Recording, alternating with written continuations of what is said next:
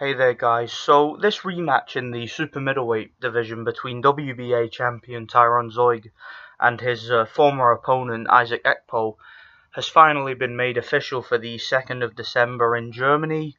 Now this fight took a while to be made official, and the reason why it took a while is because Isaac Ekpo's trainer is Jürgen Bremer, who fought this past weekend and defeated Rob Brandt. So obviously Jürgen Bremer, who I believe has a hand in managing Tyron Zeuge as well as training him, he obviously had to focus on his own fight and obviously couldn't devote enough time to Tyron Zeuge's career. He had to deal with his own situation. So now that that's out the way, they've managed to make this fight official. Team Sauerland confirmed that the fight's going to be taking place in Potsdam, Germany, which is where the first fight took place. I believe it's going to be the same venue. And yeah, this fight, it's not a fight that Team Zeuge wanted. It's not a fight that really anybody wanted. But unfortunately, for those guys, the WBA ordered the fight, and they've claimed that Tyron Zeuge can't fight anybody else. It's a mandatory fight now, and I already have a video up, and I'll put it in the description section of this video about why I don't think that the WBA were right to mandate this fight.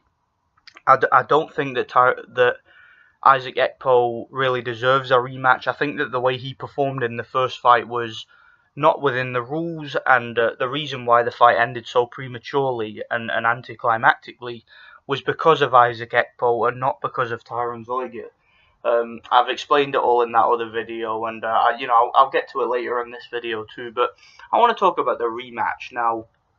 Isaac Ekpo fought, I believe, a couple of weeks ago, and he had a stoppage victory against some journeyman. So obviously he's had a stay busy fight since the first Zeuge fight, which was back in March. Tyron Zeuge, since that fight, has gone on to face Paul Smith, who obviously is a veteran contender from the UK. So and he beat Paul Smith on points. He won pretty much every round, dropped him in the last round, so it was a dominant performance.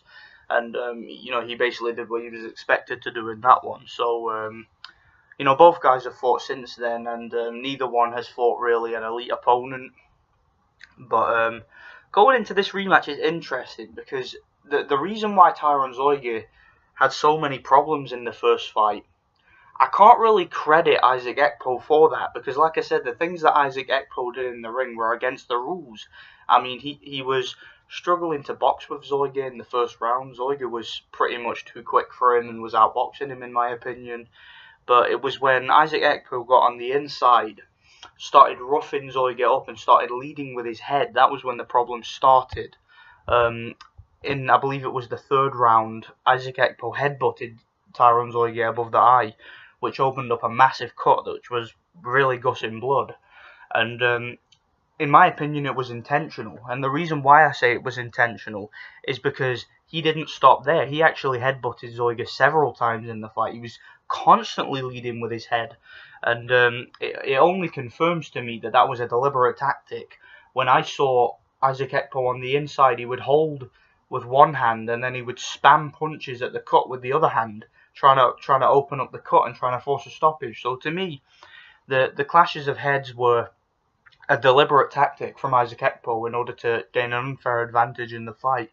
And I honestly do think that he was trying to cheat his way to victory. Obviously that didn't work for him, because in the 5th round they called in the ringside doctor to have a look at the cut. And it had been established well before this point that the cut was opened up from a clash of heads. The doctor decided to wave the fight off, and the fight went to the scorecards, and the champion Tyron Zeuge was ahead on all the scorecards, but only just, and he managed to win the fight. Now, to be honest, I don't really see why we're doing this rematch.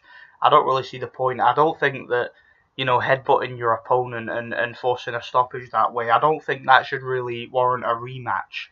But for whatever reason, the WBA have decided to order the rematch, and I'm going to break that rematch down now.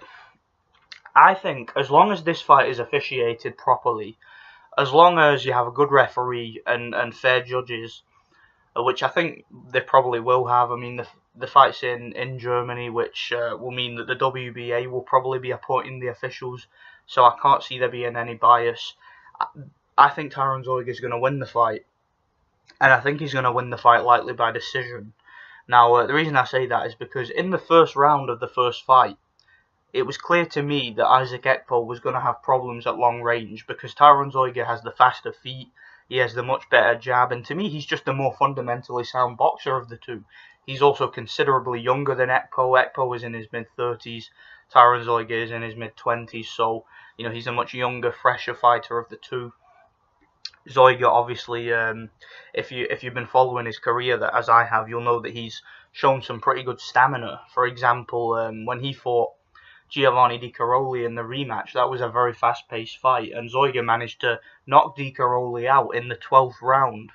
I also mentioned how he dropped Paul Smith in the 12th round too, so clearly this is a guy that can carry his power late in fights, is what I'm trying to get across. I think he's a very good athlete, Tyron Zeuge. He does have a tendency to get caught up in a scrap from here and there. I mean, there was moments against Paul Smith where Tyron Zeuge could have just stepped away and he could have just won that fight on cruise control behind a jab. He could have won it so much easier than he did, but he kind of has that young man vibe about him where he really wants to prove himself, and often he'll overexert himself, like he'll stand and trade when he doesn't need to. I mean, when you're facing a guy like Smith, who is a short, stocky super middleweight who likes to fight on the inside and likes to wind up on those hooks and try and get you to the body, you don't want to be standing toe-to-toe with a guy like that, not if you have the hand speed and the foot speed to just stay away and outbox him.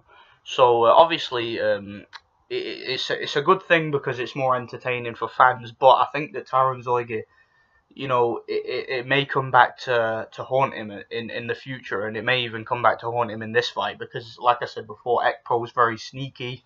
Ekpo is a dirty fighter, and Ekpo is very experienced. I mean, he's been in the ring with the likes of Robert Stieglitz, for example. So, Isaac Ekpo, I think he's an experienced, crafty veteran who's been around for a long time. And I think that as long as the fight lasts, it'll be entertaining, it'll be interesting. Like I said, I mean, he's quite crafty in there, Ekpo, and he's tough and he's durable, and I believe he's only been stopped once, and I think that was early in his career. And he hasn't been stopped since. And like I said, he's been in the ring with the likes of Robert Stieglitz and guys like that, and he's gone the distance. So he's a decent veteran with a good chin. But Zeuge, to me, the difference in this fight is going to be Zeuge's foot speed and Zeuge's hand speed, and also Zeuge's jab. Zeuge is very fundamentally sound. I mean, he's got that solid Eastern European fundamentals about him. He can box very well behind a jab on the back foot. And I think that he should really try and keep this fight long, because I think if he does, then it could turn out to be a mismatch. But if he stands and trades, and if he gives up ground, then I think he's going to have a lot of issues with the real dirty and roughhouse tactics from Ekpo. So that's why I say I hope there's a good referee here, so that we don't see the kind of fight we saw last time. I'm hoping for a more well officiated one this time. I'm hoping that there's no illegal tactics and shit like that, because if there's none of that shit, we could have a good fight on our hands. And yeah, so assuming Tyron Zeuge has learned from his mistakes in the first fight, learn not to stand and trade with a fighter when you don't need to, and of course don't get caught on the receiving end of multiple headbutts. As long as he can avoid that happening, I think Tyron Zeuge should win the fight, and it should probably be by decision.